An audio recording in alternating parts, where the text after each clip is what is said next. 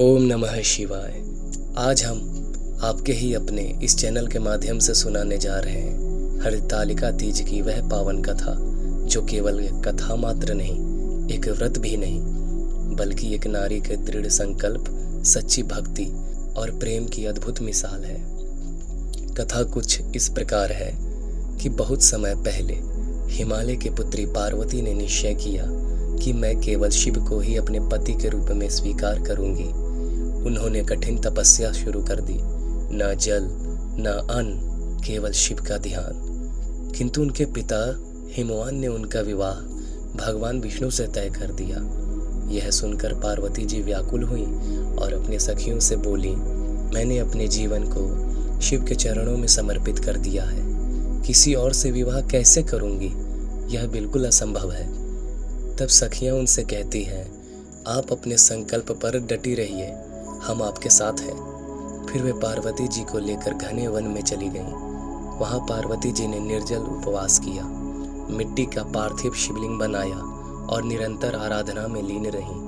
उनकी तपस्या से प्रसन्न होकर स्वयं भगवान शंकर प्रकट होते हैं और कहते हैं कि हे पार्वती, तुम्हारी अडिग भक्ति ने मुझे बांध लिया है। अब तुम सदा के लिए मेरी अर्धांगिनी हो। इसी क्षण वे शिव पार्वती का दिव्य मिलन हुआ और हरितालिका व्रत की शुरुआत हुई।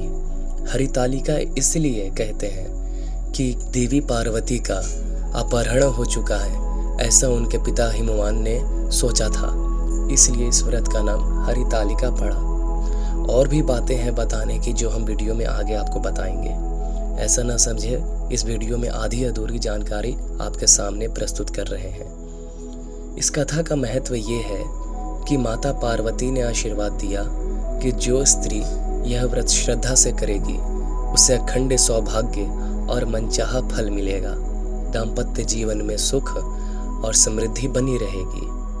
भगवान शिव के बजाय भगवान नारायण से विवाह करने का ये प्रस्ताव हिमवान के समक्ष स्वयं देव ऋषि नारद ने रखा था, जिनके फल स्वरूप हिमवान ने सोचा कि भगवान नारायण के समान परम पराक्रम और पुरुषार्थ धारण करने वाले के अलावा इस सृष्टि में और उत्तम कौन है।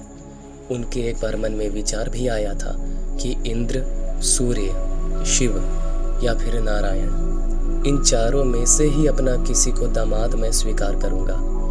तो इसलिए उन्होंने भगवान विष्णु के सामने यह प्रस्ताव नारद जी के हाथों भिजवाया कि हिमालय पुत्री पार्वती का विवाह आपके साथ होना है। हालांकि माता पार्वती जगदम्बा इस बात से प्रसन्न नहीं थी, क्योंकि उन्होंने पूर्व में ही भगवान शिव की स्तुति गाथा सुन रखी थी।